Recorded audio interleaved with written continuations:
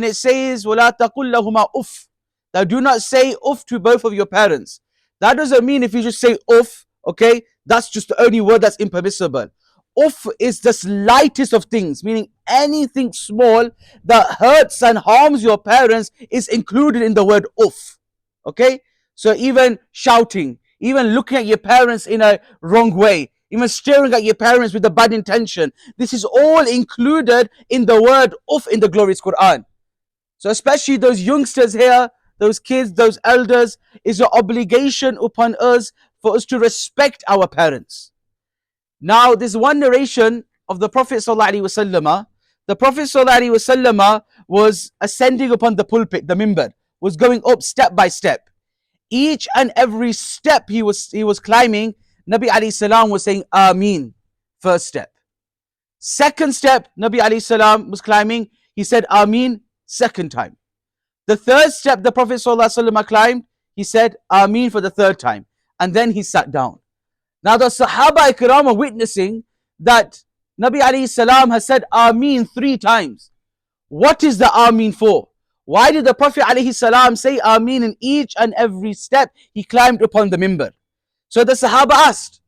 This is the beautiful thing about the companion. Whenever they see Nabi alayhi salam doing something, they'll always ask, Ya Rasulullah, what was this?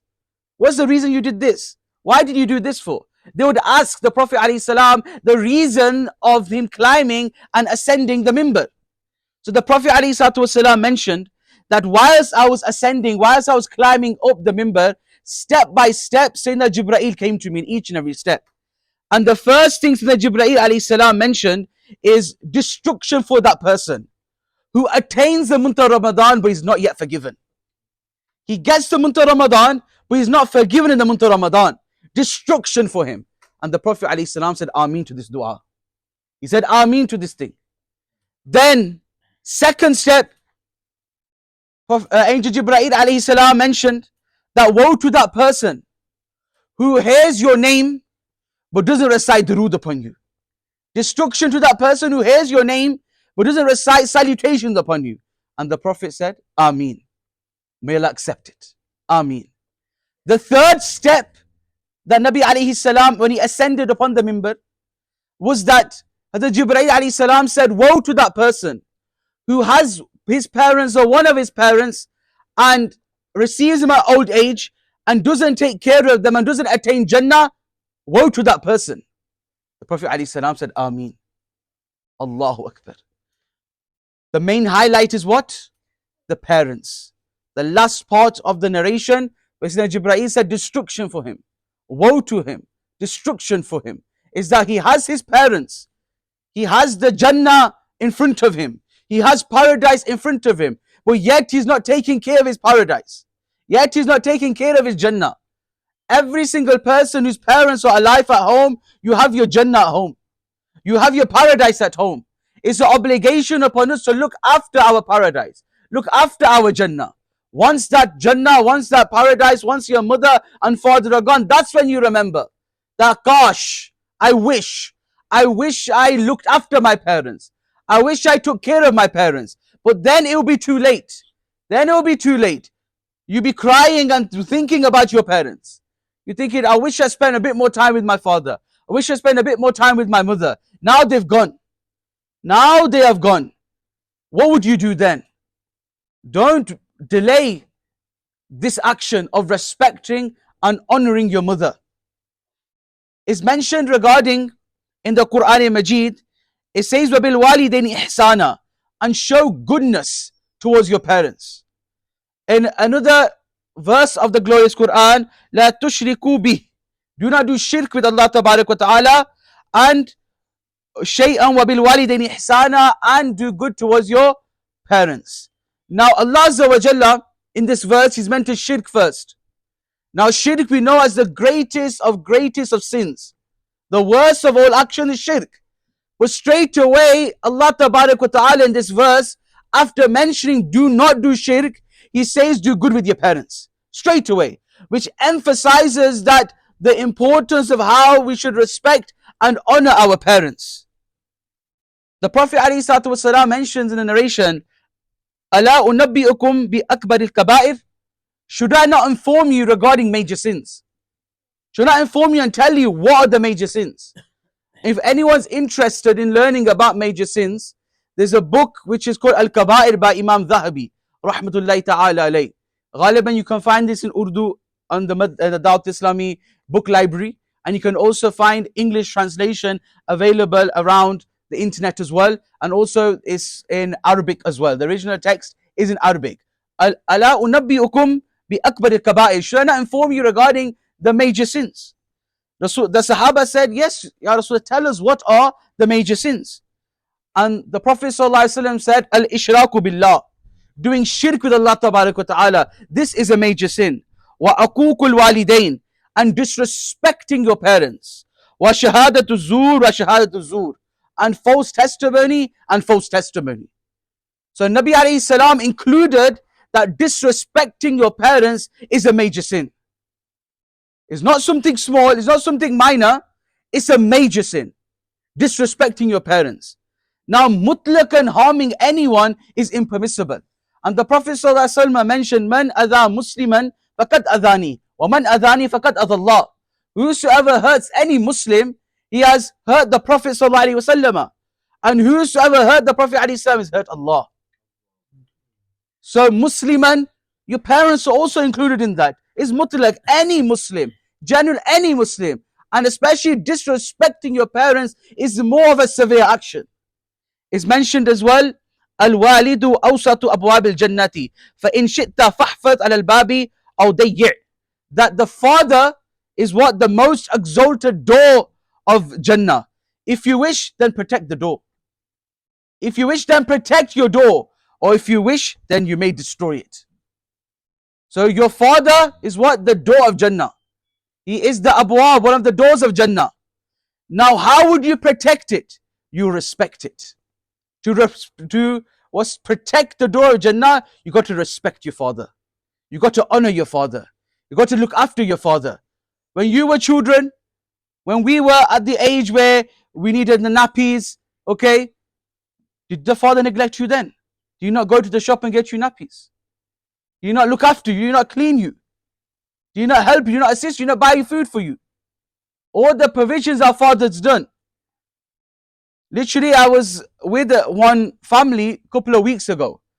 And what's happening is, one reason of disrespect of parents is marriage. What do I mean by this? Is when someone gets married, and there's haqooq of your wife as well. There's rights of your wife as well. But there's also the rights of your parents. The Prophet ﷺ said, a man is more duty bound to his parents, and a wife is more duty bound to her husband. And literally, this was a month ago, this happened. That a brother, he's married, living happily with his parents. But what happened was, one day the father-in-law said to the daughter-in-law that, you've come a bit late from home, where have you come from? She said, I've come from my father's house, I spent time there. He said, just let us know, we're worried. Like, where do you go at night? We're worried. Like, just let us know, like, where you've been. She said, I don't have to tell you anything. I told my husband, that's enough. Why are you asking for? Who were you to ask me? To a father-in-law.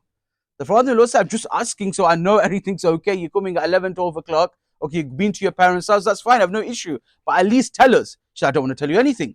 So argument happened between the father-in-law and daughter-in-law. So the husband comes home, the son of the father comes home, and he assessing situation.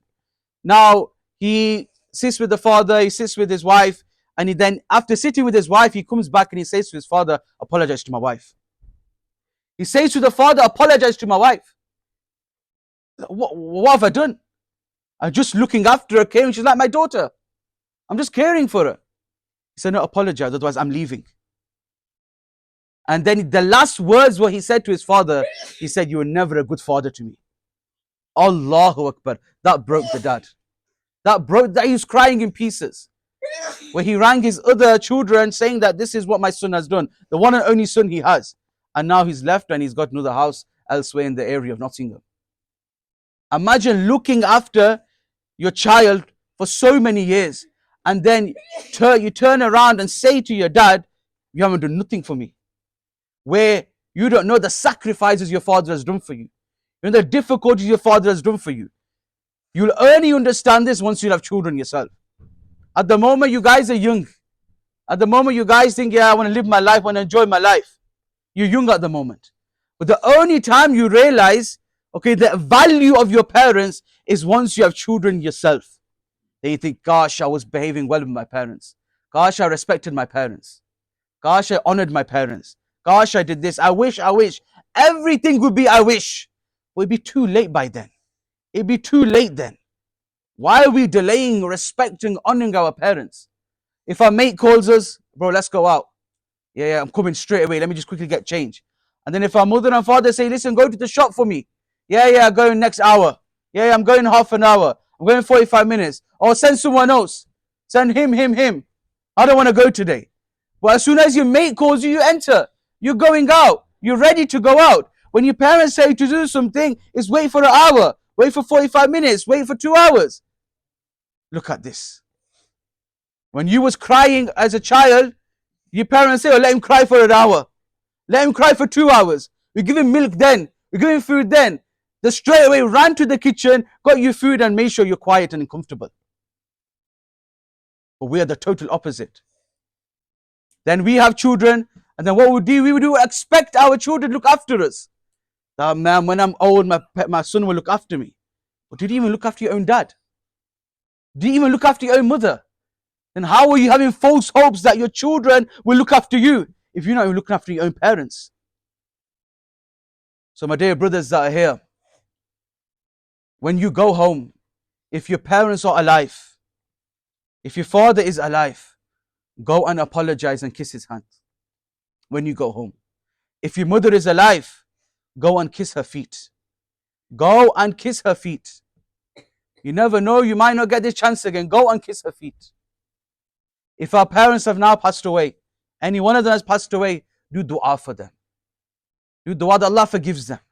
Do dua Allah enters His nur, special mercy upon the grave of our parents. Do dua. It's mentioned as well that a person will go into Jannah full of sins. But when he'll come out of Jannah, so he goes into the grave full of sins. And when he comes out of the grave, he'll be free from sins. The reason for this is, his children was doing dua for the parents. So Isa alayhi salam was walking past a grave. And whilst walking past a grave at that time, that grave was being punished. Allah's azab was upon that grave. Then shortly a few weeks later, Isa walked past that same path. Walked past that same path. And Allah's mercy is descending upon this grave. Now Sayyidina Isa is thinking, a few weeks ago, azab was upon this grave. Punishment was upon this grave. Now a few weeks later, Allah's mercy is upon this grave. So Sayyidina Isa alayhi salam asked Allah tabarak wa ta'ala, what is the reason for this? That a few weeks ago there was punishment. Now there's mercy. What is the reason for this? Allah tabarak wa ta'ala mentioned that, oh Isa alayhi salam, oh Ruhullah, that when this person passed away, he had a child who was very young. Just recently, it was his first day of madrasa. He went to the first day to learn about the Quran. And he recited Bismillahir Rahmanir Rahim. And his son is reciting my merciful names, Ar-Rahman, Ar-Rahim, the most merciful, the most kind. Then how can I punish his father? How can I punish his father whose son is reciting my merciful names?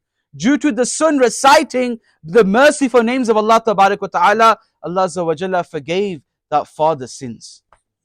This is why as parents as well that are here, we need to educate our youngsters. We need to give tarbiyah to our youngsters. It's not just ourselves coming, we need to bring our children. We need to show them how we do Fatiha, how they will do Isali Sawaf for us. At least they will remember us. We have to go to our parents' grave, then tomorrow they will come to our grave.